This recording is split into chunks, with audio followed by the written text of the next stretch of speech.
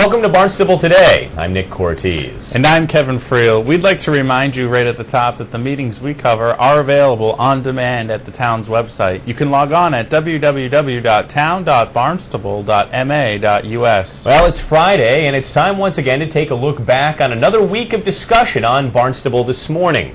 We begin with a portion of our Monday, March 1st conversation with Town Manager John Klim. The manager gave us his take on the long-awaited CFAC subcommittee report, which recommends financing options for sewer expansion other than the controversial plan to assess 100% betterments. I want to thank the dedicated members of the Comprehensive Financial Advisory Committee's Sewer Subcommittee, chaired by Bob Ciolik, who have done a great job at researching this very complex issue and making some basic recommendations to the Town Council.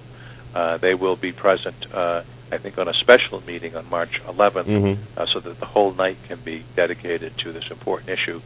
They will be presenting to the Town Council their recommendations, and then the Town Council can decide what it will do from there.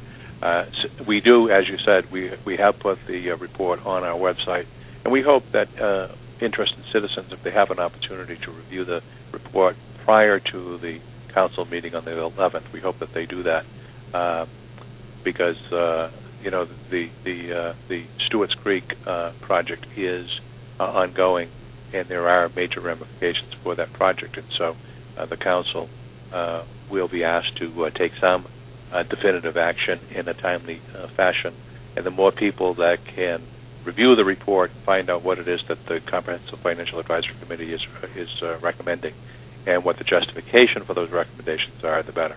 Speaking of wastewater issues, on Tuesday, March 2nd, Dale Sod, Senior Project Manager for the Department of Public Works, explained the concept of nutrient loading in our ponds and estuaries, a process that is at the root of many of the ongoing discussions in town regarding water protection. If you would, how a pond or an estuary ends up becoming compromised as a result of excessive nutrients in the water? Well, a lot of nutrients, especially nitrogen, can actually travel long distances in water. And what occurs is that as we're putting stuff on the land on top of it, whether it's fertilizers or stormwater runoff, which also picks up all nutrients, whether it's Mother Nature's little animals, running around using as Mother Nature does, they have to go to the bathroom somewhere, and it's on that land. Or whether we're putting the septic systems, which pushes the wastewater into the ground, those nutrients go into the bodies of water, and algae picks up on it, and they love nutrients, so they start to grow. And when they grow, they shade off the sunlight. As they grow, they also must decay, but go down to the bottom and actually cover bottoms and cover all the plant material that's naturally there, like eelgrass. And they'll start to decay, and that's where that factor of where the sandy bottoms will start to change to muck. When that occurs, that decay causes what they call low oxygen conditions, where the decay actually gobbles up the oxygen. When that occurs, you get that low oxygen level, you can have shellfish and fish kills. And then it just starts a new cycle. Those nutrients get in the water, and it just keeps on cycling in the water. On Thursday, March 3rd, our weekly conversation with State Senator Rob O'Leary was packed with important topics. Here, you'll see some of his reaction to the decision of the Regional Old Kings Highway Historic District Commission to uphold the Barnstable OKH decision to block Cape Cod Community College's plan to erect a wind turbine on campus. People have, different points of view about what's in the best interest, but I just think that, renewable energy on the campus, the kinds of dollars it would have saved for the college, the kind of symbolic value it would have for the community. The location was not perfect, but no location is. I thought it, on balance, was something that I think the community would have supported, and they saw it otherwise. Later, we asked the senator about a bill that was passed earlier this week that would ban texting while driving. We all know it's a problem. Some of us have, in fact, been part of the problem on occasion. But it's just dangerous. All the evidence is overwhelming, and people who do know it's dangerous. So and a lot of people do it, and we need to come to grips with it. So this is an effort to do just that. Sure. Now, the texting ban aside, the Senate's bill did stop short of banning talking on cell phones while driving. I'm wondering why. Because the issue is whether we go to what's called hands-free technology or hands-on technology. That is, whether you hold the phone to your ear or whether you have a Bluetooth in your ear. Yeah.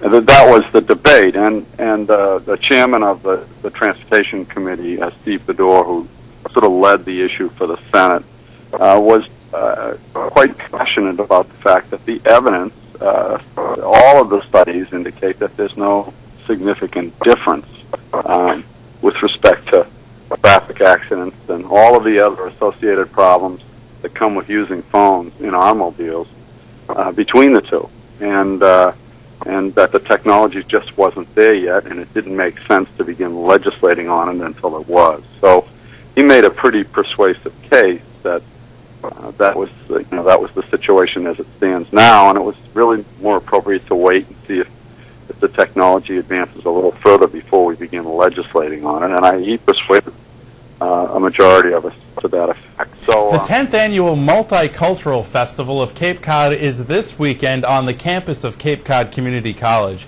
In conjunction with the festival, artist and 4Cs professor Betty Fuller has curated a fascinating exhibition at the Higgins Art Gallery within the Tilden Art Center, featuring 3 Asian-born artists. Ms. Fuller joined us on Friday, March 5th, to talk about it. The show is called Here Now. Betty, tell us all about it. Well, Here Now is an exhibition of paintings by 3 artists, Soojun Kim, Bao Ledoux, and C.J. Fu. It's titled Here Now because I decided to curate a group exhibition in conjunction with the Multicultural Festival. And each of these 3 artists are regional artists, but they were born overseas. So that's why they live and work in the region now.